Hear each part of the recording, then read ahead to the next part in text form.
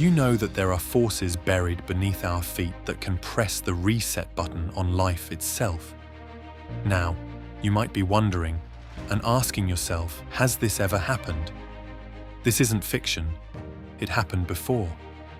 And it began in a place most of us never thought about. A frozen realm at the edge of Russia. Siberia. I'm Alex Turner. Before Siberia became the land of snow-draped forests and winter silence, it was something far more violent, a continent-sized furnace roaring at the top of the world.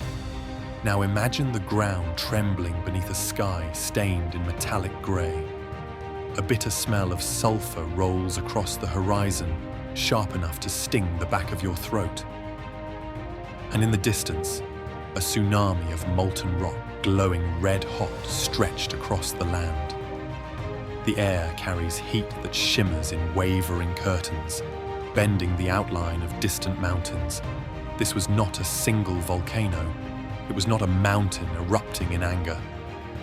This was a kingdom of fire.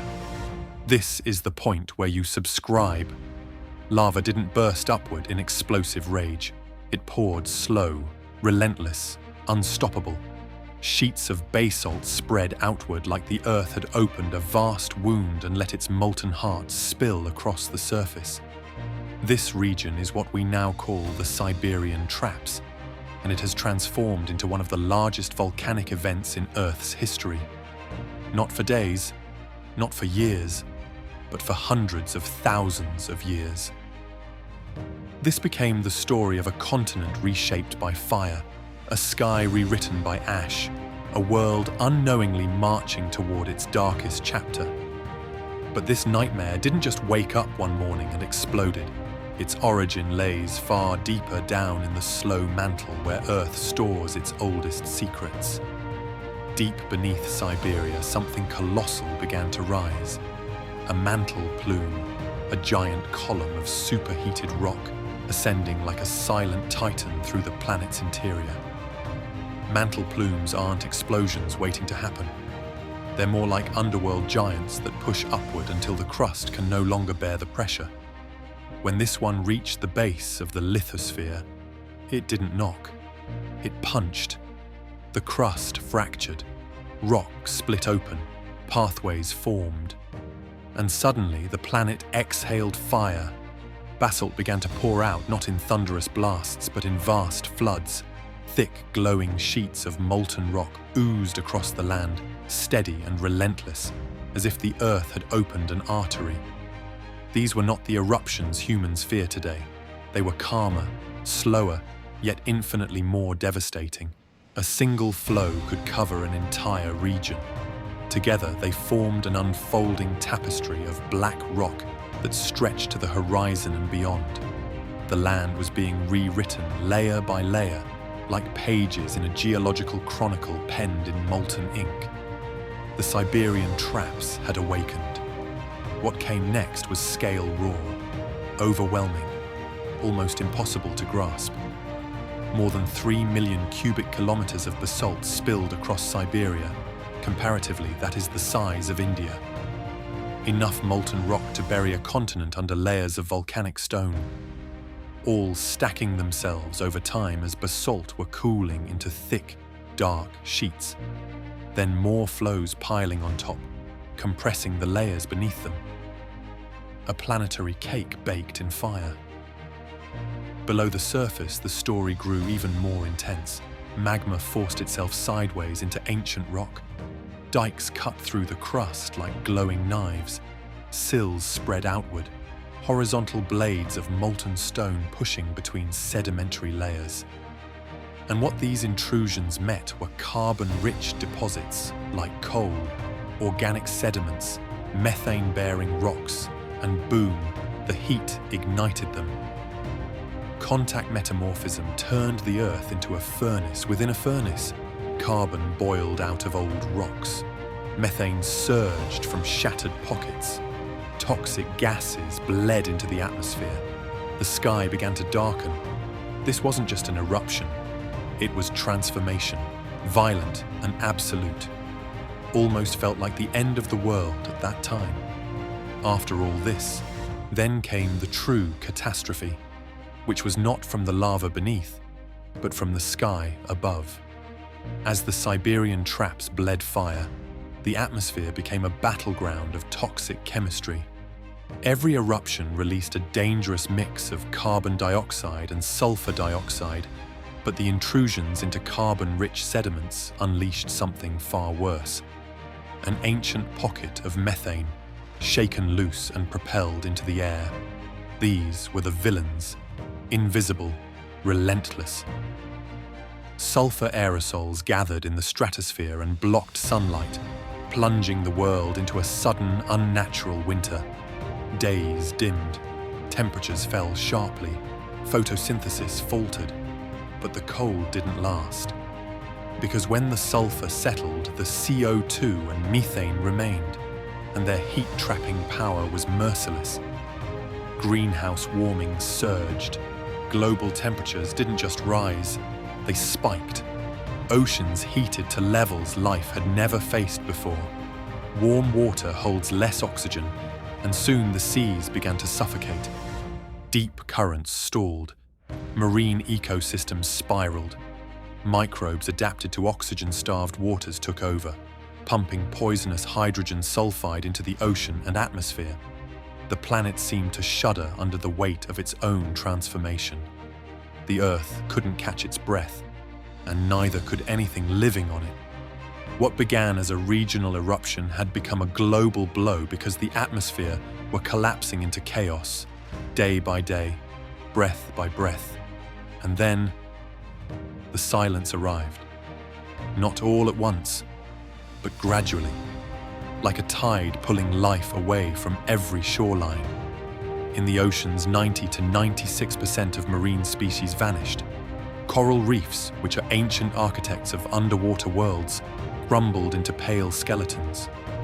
Trilobites, survivors of multiple past extinctions, disappeared forever. On land, 70% of species were wiped out. Forests ignited into continent-sized infernos, burned to ash, then struggled to grow back under poisoned skies. Insects, the tiny engineers of ecosystems, collapsed in diversity. Rivers slowed, coastlines rotted, soils thinned into barren crusts.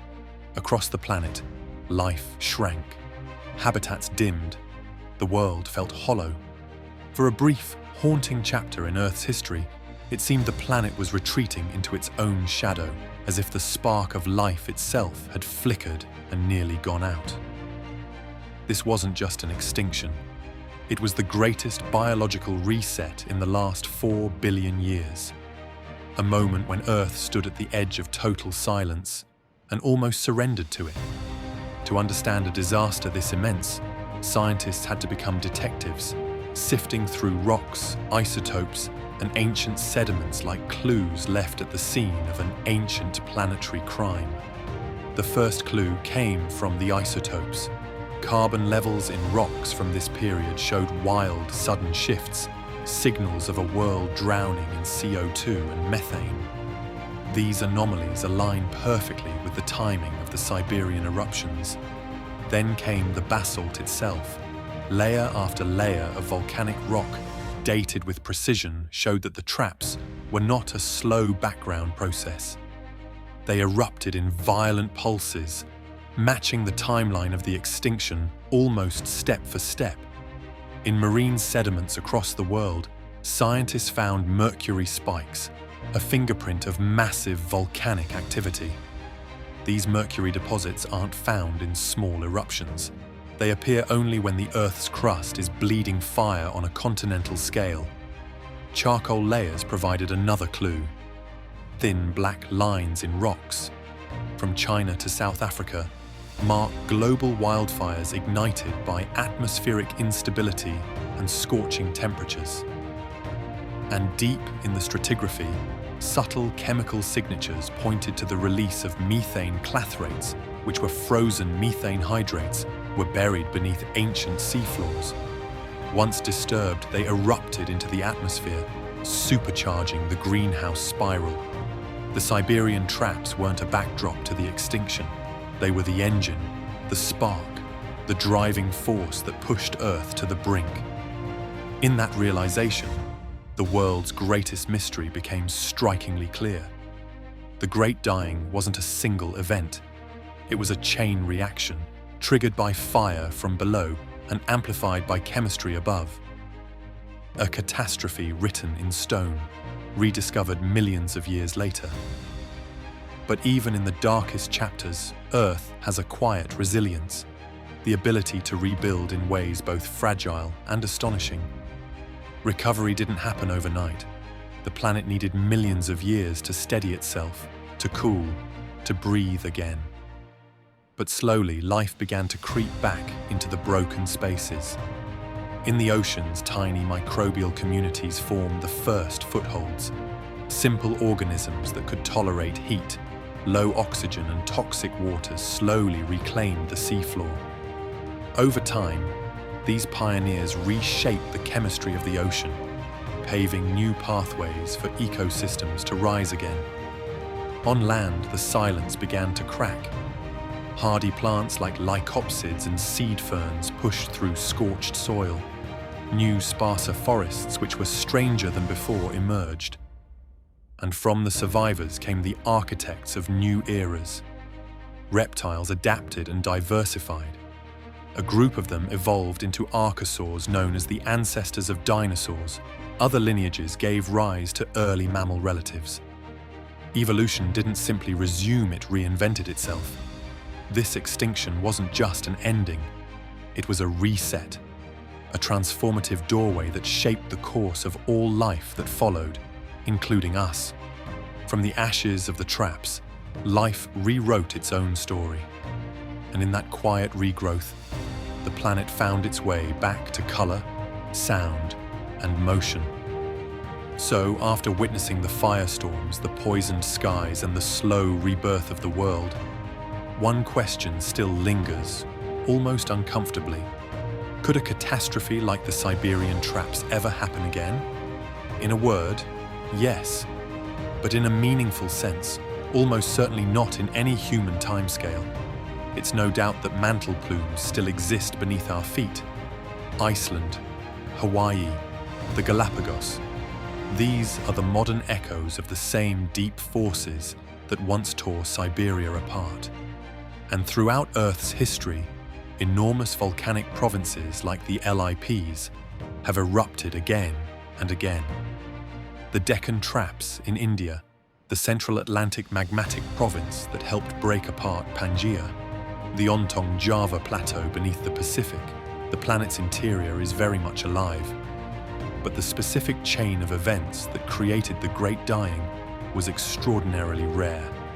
A perfect storm of timing, chemistry, and continental configuration.